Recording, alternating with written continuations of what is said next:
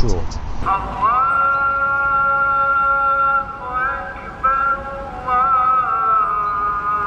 Certain activities are Sure. You are quite openly Jewish. This is a pro-Palestinian march. If you choose to remain here, you will be arrested.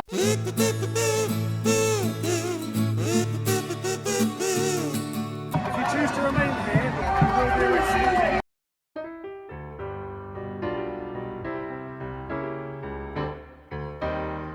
Hello, hello, hello. Now, this was somewhat of an unusual intro for me. That's because two-tiered policing is something that's really best seen if it's to be understood. But have no doubt, the two-tiered nature of justice in Britain is indeed quite blatant, and is an utter disgrace. Allow me then to show you exactly how this is the case.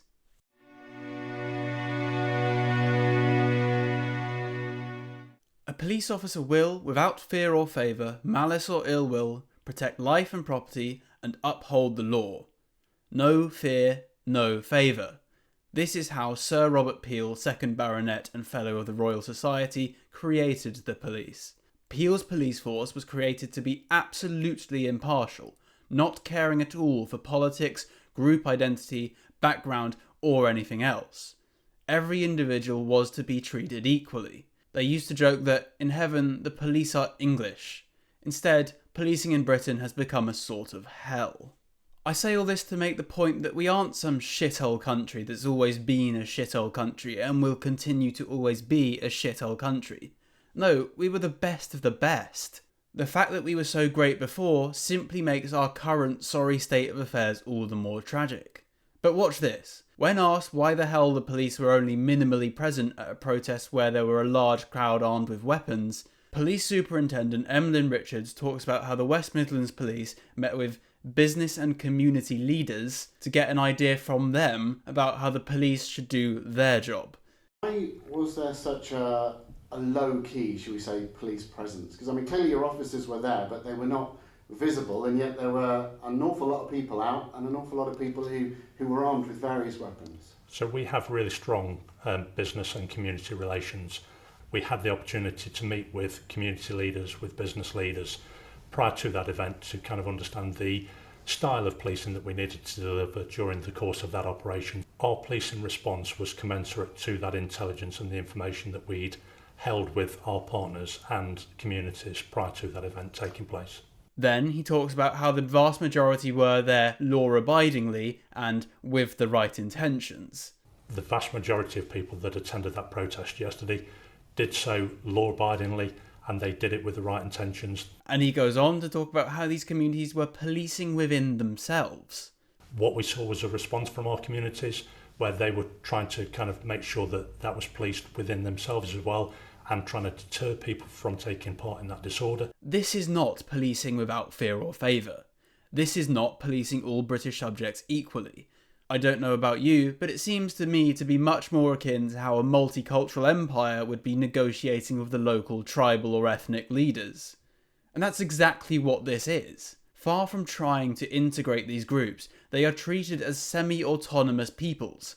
It's like a settler colonial nation negotiating with the tribal natives, except we are the natives and they are the colonists. But even saying that people were there with the right intentions is not something a police officer should ever be saying, let alone someone as high up the ladder as a superintendent. The police should be politically neutral and morally neutral, caring only about the proper enforcement of law. The fact that they officially hold views about what is and isn't a good intention is disgraceful in and of itself. But what this is a perversion of Peel's idea of policing with consent. Peel stressed the importance of public support with policing.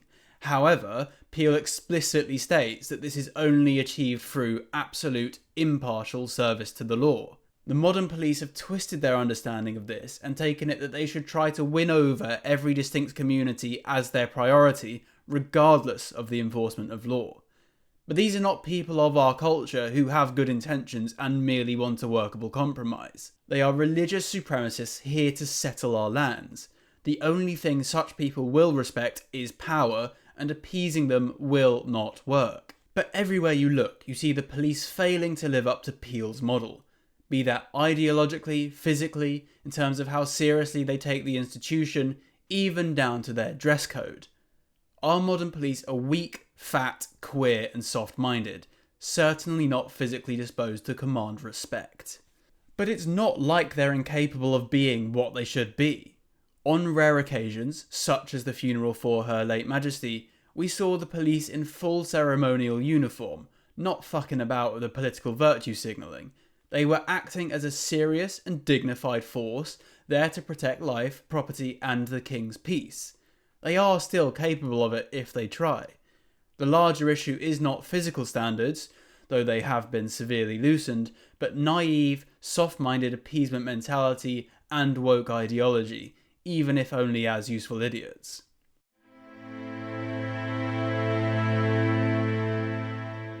But the whole talk about two-tier policing isn't just about differing policing strategies for different communities.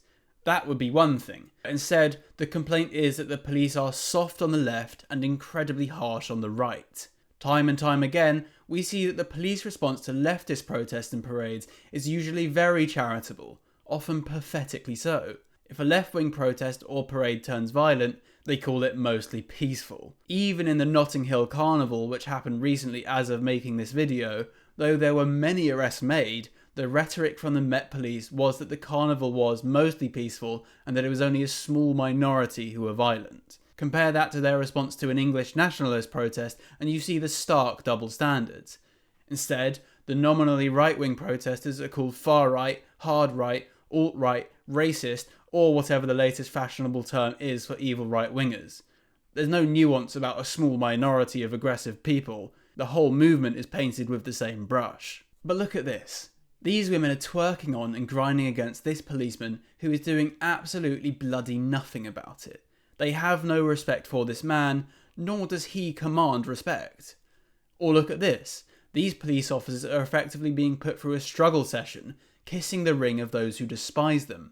Or even this, where the police seem perfectly willing to get involved in kink degeneracy. But it's not just public humiliation or clear bias, the police have also repeatedly broken equality law in order to further arbitrary leftist managerial ambitions by only hiring non-white, non-straight officers. But like I said, if the police were simply soft-headed idiots, that would be one thing. But they are instead incredibly severe towards whom they consider right-wing. And we saw this in the recent Southport riots and other riots following that. The police response was undeniably severe. For the record, this is exactly how the police should be responding. People committing violent crimes of that nature should be dealt with harshly so as to deter people from doing the same thing in the future.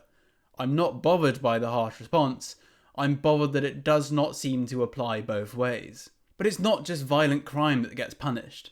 The British police are totalitarian in their policing of language and opinion. I mean, for heaven's sake, they'll arrest you for making politically incorrect tweets. Only if you're right-wing, that is. It's both very concerning and utterly ridiculous. And the fact that something like Islamophobia is de facto illegal, even if the criticism is against the worst elements of Sharia law, shows how twisted our culture has become. The fact that misogyny will now also become illegal is even more absurd.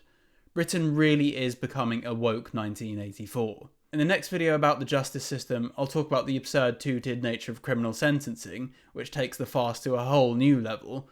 But even before anyone gets to court, the police harass right-wing people like nobody's business, and let left-wing people off largely scot-free. I don't know what goes on in their heads, but if they accuse the right of being reactionary, I suggest it might be more prudent to deal with the things that the right are actually reacting to, rather than just arresting those who react.